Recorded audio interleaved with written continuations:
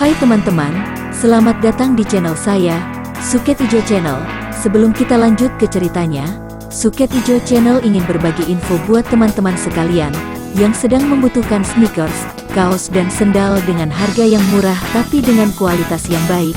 Silahkan kunjungi toko kami, Ravania Lariskan, dan link akan kami sertakan di deskripsi. Berikut sebagian produk-produk yang kami tawarkan.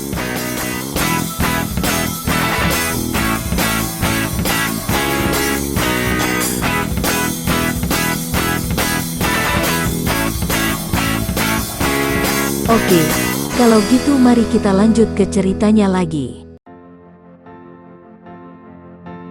Karun Jengis Han, serial pendekar kayu harum, karya Asmaraman S. Ho Ping Hu, bagian ke-16. Tahan, tiba-tiba Kok Siang berteriak, matanya terbelalak, mukanya pucat. Moko, aku mengaku.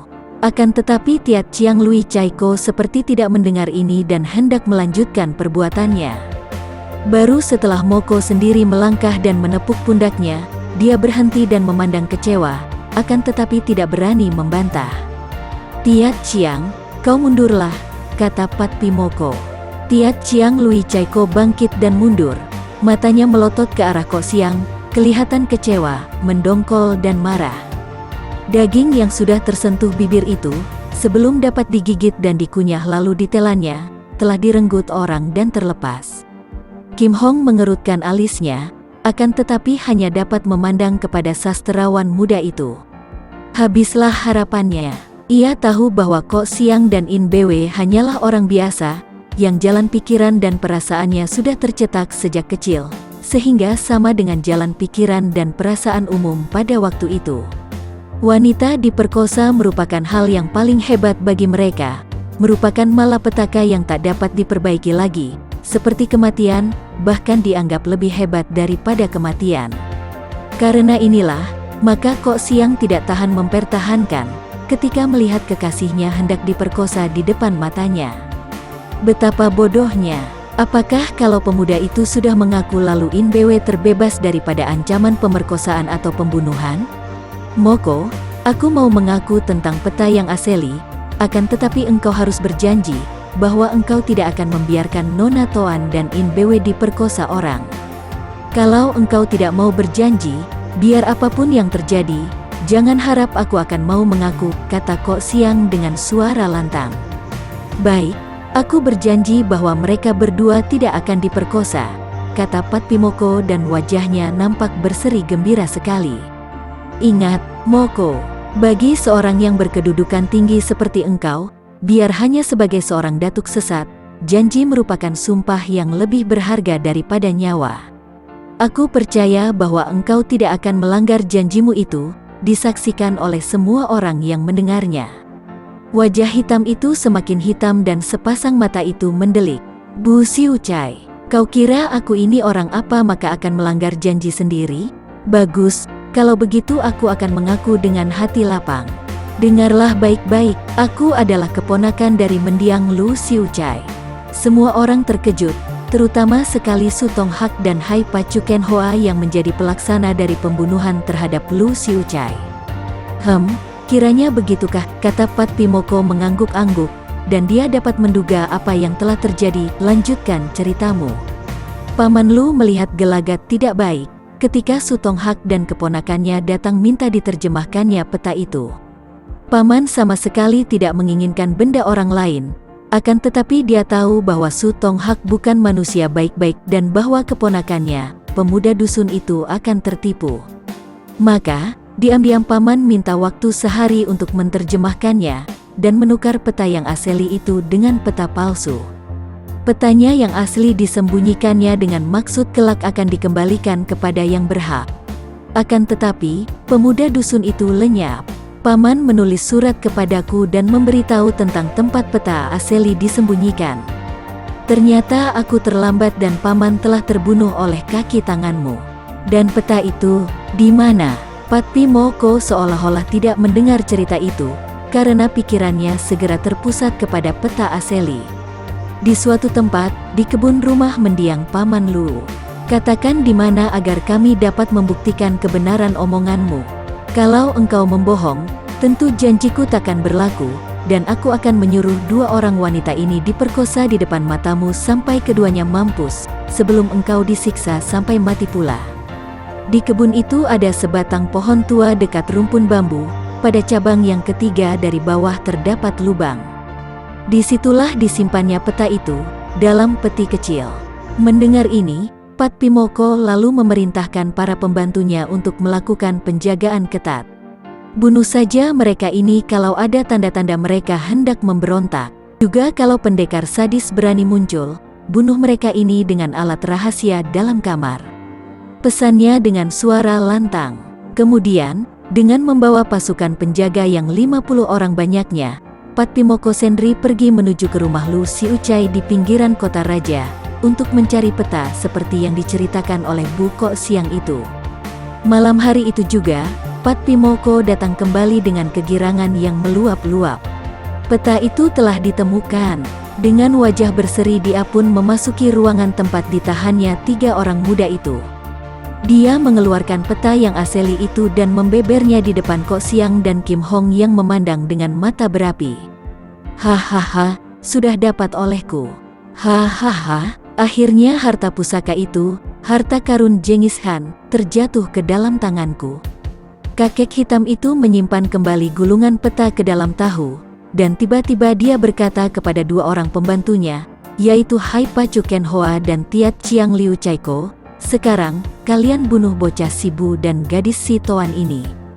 Kalau tidak, mereka itu akan menjadi perintang saja. Tentu saja Kok Siang terkejut mendengar ini, dan In Bwe yang sudah dapat bergerak itu menjerit dan menubruk kaki pamannya sambil menangis. Paman, jangan bunuh dia, jangan bunuh dia. Patpimoko menggerakkan kakinya, dan tubuh keponakan dan muridnya itu terlempar. Murid durhaka, masih baik aku tidak menyuruh bunuh engkau sekali. Paman, jangan bunuh dia, atau bunuh saja aku sekalian bersamanya. In Bwe menangis. Engkau tidak percaya padaku, Butoako. Omongan orang macam dia itu mana bisa dipercaya? Begitu peta dikuasainya, tentu kita segera dibunuh, kata Kim Hong. Sama sekali tidak menyesal, karena gadis perkasa ini yakin bahwa pada saat itu, Tian Xin tentu sudah bersiap-siap untuk menolongnya. Tadi, lapat-lapat ia mendengar suara burung ekor merah. Burung itu hanya terdapat di sekitar kepulauan yang berada di Laut Timur, terutama di Pulau Teratai Merah, di mana mereka tinggal. Karena suara burung itu tidak dikenal oleh semua orang yang berada di situ ketika berbunyi, maka ialah satu-satunya orang yang mengenalnya, dan tahu bahwa itu adalah tanda rahasia dari Tian Xin, yang tentu berada di sekitar tempat tahanan itu. Maka ia pun merasa lega dan tenang saja. Kekasihnya itu tidak mungkin membiarkan ia celaka tanpa turun tangan. Kok Siang marah sekali. Dengan mata mendelik, dia memandang kepada Patpimoko, lalu berkata dengan suara nyaring. Patpimoko, kiranya selain jahat dan kejam, engkau juga seorang pengecut yang suka menjilat ludah sendiri. Engkau telah berjanji. Hahaha, bagaimana janjiku, kutu buku? Semua orang tadi sudah mendengar akan bunyi janjiku itu. Aku berjanji bahwa kalau engkau memberitahu tentang peta, aku tidak akan membiarkan 2 orang gadis ini diperkosa, bukan? Nah, siapa yang hendak memperkosa mereka? Aku tidak berjanji bahwa aku tidak akan membunuh engkau dan sahabat pendekar sadis ini. Jadi, kalau sekarang aku menyuruh bunuh kalian, aku tidak menyalahi janji. Hahaha, Kok Siang hanya dapat memandang dengan mata mendelik. Tak disangkanya bahwa datuk sesat itu demikian curangnya. Akan tetapi, tentu saja dia tidak mampu membantah lagi. Dia pun bukan pengecut yang takut mati, maka melihat sikap Kim Hong yang tenang, dia pun merasa malu kalau harus banyak ribut untuk mempertahankan nyawanya. Pada saat itu, Su Tong Hak melangkah maju mendekati Patpimoko. Kurasa tidak benar kalau membunuh mereka sekarang. Su Tong Hak, engkau tadi telah memberi nasihat baik sekali untuk memaksa pemuda itu mengaku. Akan tetapi sekarang, kenapa engkau melarang aku membunuh mereka? Mereka itu berbahaya sekali. Su Tonghak tersenyum dan meraba-raba kumisnya yang kecil panjang. Pat Pimoko, aku melarangmu dengan perhitungan yang amat matang. Coba dengarkan baik-baik pendapatku. Pemuda itu sama sekali belum waktunya untuk dibunuh. Biarpun kita telah mendapatkan peta itu, akan tetapi siapa berani menanggung kalau peta itu benar-benar asli? Siapa tahu kalau itu pun hanya palsu saja, dan yang asli masih dia sembunyikan di tempat lain? Pat Pimoko nampak terkejut dan menoleh, memandang kepada pemuda sastrawan itu yang hanya tersenyum mengejek. Kakek tinggi besar hitam ini mengangguk-angguk, dapat melihat kebenaran pendapat pedagang yang cerdik itu. Maka, membunuhnya sekarang sungguh tidak menguntungkan. Kita selidiki dulu apakah peta ini benar, baru kita boleh membunuhnya. Demikian pula dengan nona itu. Bukankah ia itu sahabat baik pendekar sadis? Kalau ia masih berada di tangan kita, setidaknya ia berguna untuk menjadi sandera, untuk mencegah pendekar sadis mengganggu kita sampai usaha kita berhasil. Bagaimana pendapat ini, tepatkah? Sejenak Pat Pimoko menunduk dan mengerutkan alisnya yang tebal. Kemudian dia menepuk-nepuk pundak Su Tonghak dan tertawa lebar.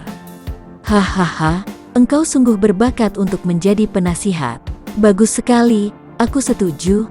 Malah kita harus bawa mereka itu bersama ke tempat harta karun seperti yang ditunjukkan oleh peta ini, dan di sanalah nasib mereka itu ditentukan. Tianxin yang menyamar sebagai prajurit penjaga dan menyaksikan, mendengar semua itu, tentu saja mengalami ketegangan dan kegelisahan yang hebat. Beberapa kali tubuhnya menegang, dan beberapa kali hampir saja dia tidak mampu menahan gelora hatinya, yang seolah-olah mendorongnya untuk turun tangan. Ketika dia melihat pakaian luar Kim Hong dirobek, dia hanya mengepal tinju saja. Dia tahu bahwa Pat Pimoko hanya menggertak. Akan tetapi ketika dia melihat In Bwe hampir saja diperkosa, dia menggigit bibirnya untuk menahan hatinya. Dia maklum bahwa dia harus kuat menghadapi semua itu. Keadaan masih tidak menguntungkan baginya. Kalau dia menyerbu, mungkin saja dia mampu menghadapi pengeroyokan mereka. Akan tetapi amatlah berbahaya bagi keselamatan 3 orang itu. Dia tidak akan mampu melindungi mereka, karena di situ banyak terdapat orang-orang pandai yang tak mungkin dapat dirobohkan dalam waktu singkat, sehingga selagi dia dikeroyok, Kim Hong, Kok Siang dan In Bwe tentu mudah terbunuh lawan. Dan dia tidak menghendaki hal itu terjadi. Terutama sekali, dia tidak ingin kehilangan Kim Hong. Maka dia menanti sampai saat yang paling memuncak, dan yang akan memaksanya turun tangan. Kalau masih ada harapan, dia akan sabar menanti. Dia pun terkejut bukan main, ketika mendengar pengakuan Kok Siang tentang peta asli itu. Tak disangkanya, bahwa pengakuan Kok Siang ketika mereka berdua itu terjatuh ke dalam air, ternyata bukan hanya siasat pemuda itu, melainkan memang satu-satunya cara untuk menyelamatkan diri mereka. Kini mengertilah dia mengapa Kim Hong bertahan mati-matian. Kiranya kunci rahasia itu berada di tangan Kok Siang, yang menyimpan peta rahasia yang asli. Dan kunci emasnya yang asli ada padanya. Kini Kok Siang telah mengaku, tempat itu tentu akan ditemukan oleh Moko. Akan tetapi Tianxin masih dapat tersenyum geli, karena dia tahu bahwa usaha Moko yang telah mendapatkan peta asli itu tetap saja akan sia-sia, karena kunci emas yang asli berada padanya. Ketika melihat Kim Hong dan Kok Siang hendak dibunuh, dia sudah hampir meloncat ke depan.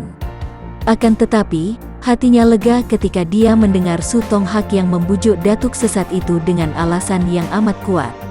Diam-diam Tianxin mengerti bahwa Su Tonghak memang merupakan orang yang amat cerdik. Pedagang itu kini menginjak 2 perahu, keduanya memungkinkan dia untuk memperoleh keuntungan.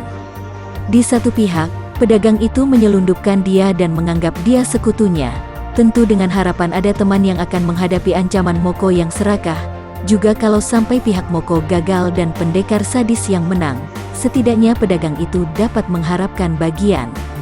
Sebaliknya, kalau Pat Pimoko yang menang, saudagar ini pun masih bisa mengharapkan bagian. Maka dia menyelundupkan dan tidak membuka rahasia Tianxin, akan tetapi di lain pihak, ia pun membantu Moko, diantaranya dengan nasihat kejinya untuk memperkosa In Bwe dalam usaha memaksa pengakuan Ko Xiang. Ketika melihat Pat Pi Moko membawa pasukan pergi untuk mengambil peta aseli seperti yang ditunjukkan oleh Ko Xiang, Tian Xin tidak ikut membayangi. Sebenarnya dia telah memperoleh kesempatan baik untuk membayangi datuk itu ke tempat penyimpanan peta aseli dan merampasnya, kalau perlu membunuh kakek tinggi besar hitam itu. Akan tetapi kalau Kim Hong, Ko Xiang dan juga In Bwe masih menjadi tawanan, apa artinya itu? Yang penting adalah melindungi mereka. Oleh karena itu, Tian Xin hanya menanti dalam persembunyiannya. Biarlah Pat Pi yang mengambilkan peta itu untuknya, bahkan biarkan datuk itu dengan anak buahnya mencarikan tempat penyimpanan harta karun Genghis Khan itu untuknya. Demikianlah, ketika pada keesokan harinya, rombongan besar Pat Pi Moko berangkat menuju ke tempat penyimpanan harta karun. Diam-diam Tian Xin juga membayangi rombongan itu. 3 orang tawanan muda itu pun dibawa dengan kereta dalam keadaan terbelenggu kaki tangannya. Pat Pi Moko Bo Kim Seng sendiri mengepalai pasukan ini dengan menunggang kereta bersama 3 orang tawanannya. Para pembantu utamanya, yaitu Hai Pa Chu Ken Hoa dan Tiat Chiang Lui Chai Ko, naik kuda dan mengawal di kanan kiri kereta. Su Tong Hak tidak ketinggalan, juga duduk di atas kereta di dekat kusir. Kereta kedua berjalan di belakang, dan di dalam kereta ini duduk Pang Taijin, pembesar yang menjadi sekutu Pat Pi Moko. Setelah mendengar bahwa peta aseli terjatuh ke tangan sekutunya, jaksa ini tak dapat menahan keinginan hatinya untuk ikut menyaksikan pengambilan harta pusaka atau harta karun Genghis Khan. 100 orang prajurit pengawal memperkuat rombongan itu, sebagian mengawal di depan, sebagian di belakang. Mereka itu bukan hanya mengawal untuk menjaga agar jangan ada pihak lawan, terutama sekali pendekar sadis yang masih mendatangkan rasa gentar di dalam hati Pat Pi Moko, akan tetapi juga dipersiapkan untuk bekerja di tempat penyimpanan harta karun, kalau-kalau untuk itu dibutuhkan banyak tenaga untuk menggali dan sebagainya. Perjalanan itu cukup jauh, dan merupakan perjalanan yang menarik, karena tempat itu ternyata berada di luar tembok besar. Mula-mula jantung Tian Xin berdebar tegang, ketika rombongan itu menyeberang tembok besar di sebelah utara kota raja, karena jalan itu menuju ke Lembah Naga. Akan tetapi, ternyata rombongan itu membelok ke timur. Kalau dari luar tembok besar itu dilanjutkan ke utara sampai kaki pegunungan Hing An San di tepi sungai Huangho, di sanalah letaknya Lembah Naga, tempat tinggal ayah angkatnya, si pendekar Lembah Naga Chia Si Leong. Akan tetapi, ternyata perjalanan ini tidak sejauh itu, dan setelah menunda perjalanan semalam di sebuah dusun, pada keesokan harinya, mereka tiba di tempat tujuan, yaitu di kota Yingkou, sebuah kota pelabuhan yang letaknya di Teluk Chili atau Teluk Po Hai sebelah utara. Setelah tiba di kota Yingkou, kehadiran jaksa Pang ternyata amat berjasa dan berguna. Pembesar setempat menyambutnya dengan hormat, memberi tempat penginapan yang layak, bahkan menjamu mereka dengan makan minum. Kepada para pembesar setempat jaksa Pang menjelaskan bahwa dia sebagai jaksa kota raja sedang menyelidiki sebuah perkara pencurian dan menurut penyelidikan, harta yang dicuri itu dilarikan menuju ke tempat ini. Tentu saja para pembesar di kota Yingkou terkejut dan bersedia untuk membantu sedapat mungkin. Akan tetapi jaksa Pang menolak, mengatakan bahwa untuk menemukan harta curian itu dia sudah mempersiapkan para pembantunya, juga pasukan. Sementara itu, 3 orang muda yang menjadi tawanan, yang oleh jaksa Pang dikatakan sebagai orang-orang yang tersangkut dalam pencurian besar-besaran itu, dimasukkan tahanan dan dijaga ketat sekali. Malam itu, diam-diam Pat Pi Moko bersama jaksa Pang, juga para pembantunya, Su Tong Hak, Hai Pa Chu Ken Hoa dan Tiat Chiang Lui Chai Ko, mempelajari peta aseli yang sudah diterjemahkan itu. Ternyata menurut catatan dalam peta kuno itu, harta karun yang dimaksudkan itu berada di dalam sebuah di antara guha-guha yang banyak terdapat di tepi pantai yang curam, di luar kota Yingkou sebelah timur. Semalam itu mereka tidak dapat tidur. Dengan hati tegang mereka menanti datangnya pagi, karena mereka ingin cepat-cepat menemukan harta karun Genghis Khan itu. Pagi itu cerah sekali. Langit bersih, Tiada segumpal pun awan menghalangi cahaya matahari pagi yang muncul dari permukaan laut, kemudian makin meninggi, merubah sinar kemerahan menjadi keemasan, kemudian makin meninggi, dan sinar itu berubah pula menjadi keperakan. Dan matahari pagi itu agaknya menenangkan lautan yang semalam menggelora, dan menyerbu jauh ke pantai. Kini ombak mulai kembali ke lautan dan permukaan laut menjadi tenang. Hanya ada keriput-keriput kecil yang membuat bayangan jalan putih matahari itu bergoyang-goyang lucu. Dari atas tebing, rombongan itu memandang ke bawah.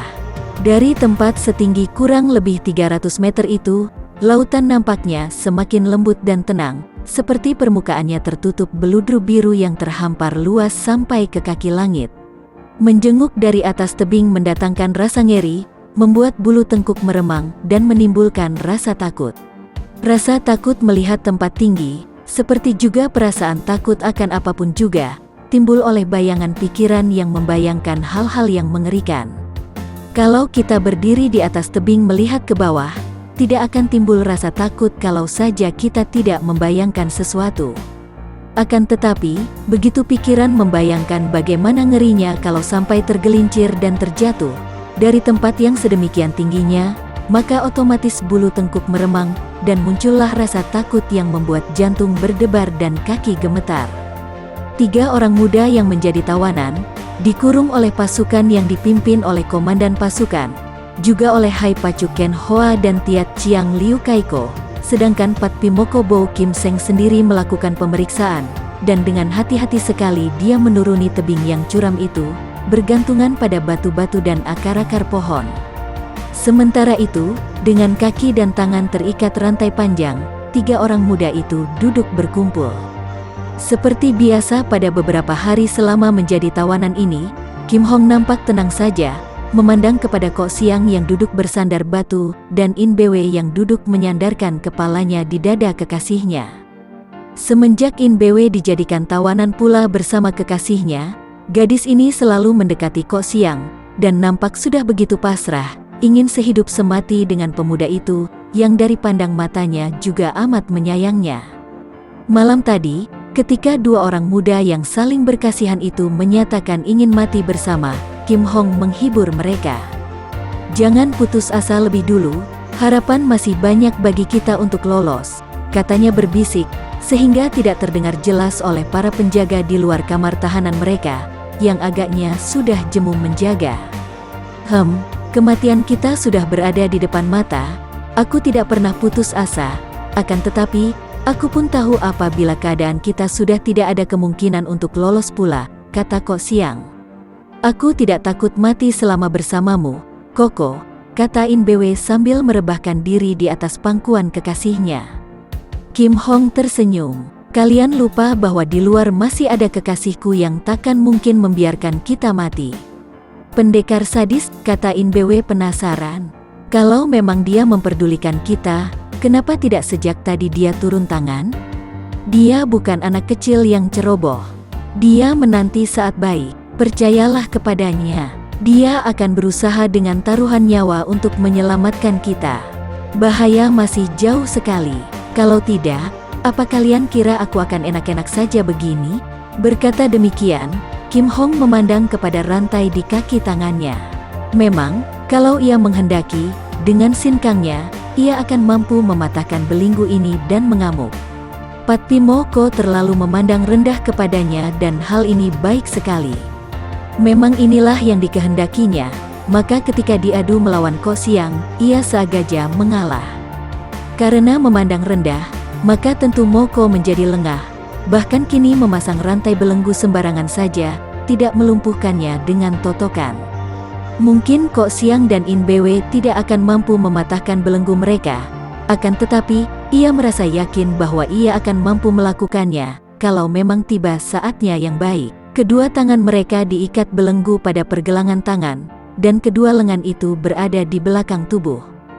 Jarak antara kedua lengan itu hanya kurang lebih 30 cm, namun cukup untuk melalui kepala. Ia pernah mempelajari ilmu Siakut Hoat, yaitu semacam ilmu melemaskan diri melepaskan tulang, dan dengan ilmu ini, yang membuat tubuhnya menjadi lemas seperti tubuh ular, ia akan dapat menarik kedua lengan itu dari belakang ke atas kepala, lalu diturunkan ke depan dengan menekuk dan melemaskan tulang pangkal lengan sehingga kedua lengannya akan berpindah ke depan. Dengan kedua tangan di depan, ia akan mengerahkan sinkang mematahkan belenggu itu, atau setidaknya, ia sudah akan dapat menggunakan kedua tangannya untuk membuat para penjaga tidak berdaya, dan merampas kunci-kunci belenggu mereka. Akan tetapi saatnya belum tiba, dan kalau ia melakukannya sebelum waktunya, tentu ia akan dikeroyok, dan sebelum ia mampu meloloskan Kok Siang dan In Bwe, ia tidak akan mau mencobanya. Saat yang ditunggu-tunggu itu adalah saat munculnya Tianxin, dan ia tetap bersabar, karena yakin bahwa belum munculnya kekasihnya itu tentu atas dasar perhitungan yang matang. Setelah menyelidiki sampai ke bawah, Pat Pimoko lalu naik lagi. Dia sudah mempelajari tebing itu, dan maklum bahwa hanya para pembantunya yang pandai ilmu silat sajalah yang akan mampu menuruni tebing itu. Padahal, menurut peta, guha di mana harta karun itu disimpan, tertutup oleh batu-batu karang yang berguguran dari atas selama ratusan tahun, dan untuk menyingkirkan batu-batu besar ini dibutuhkan tenaga para prajurit. Mereka semua harus dapat turun ke bawah, ke tepi pantai di mana terdapat guha-guha itu. Setelah tiba di atas tebing, Pat Pimoko lalu berunding dengan Jaksapang dan para pembantunya, kemudian mengambil keputusan untuk mengerahkan anak buah mereka untuk membuat jalan darurat ke bawah tebing. Mereka memang sudah siap membawa alat-alat dan mulailah 100 orang prajurit itu bekerja, membuat jalan dari atas tebing ke bawah. Lewat tengah hari, mereka semua telah berhasil menuruni tebing itu, dan berkumpul di pantai yang luas di bawah tebing, di mana terdapat guha-guha batu karang yang sebagian besar tertutup oleh batu-batu karang sebesar perut kerbau yang berguguran dari atas. Mulailah mereka bekerja keras membongkari batu-batu karang di depan dan atas sebuah gua menurut petunjuk Moko yang telah mengukur sesuai dengan petunjuk peta. Menurut peta itu, dari bawah ini orang dapat melihat ke atas, dan ada tonjolan tebing yang bentuknya seperti kepala naga. Guha itu terletak persis di bawah kepala naga itu. Bagi teman-teman yang menyukai video ini, silahkan subscribe, share, and like. Jangan lupa nyalakan bunyi loncengnya untuk mendapatkan video-video terbaru dari kami, agar kami terus bersemangat dalam membuat video-video yang menarik. Mohon maaf kalau masih banyak kesalahan di sana-sini. Semoga kedepannya kami bisa lebih baik lagi. Terima kasih.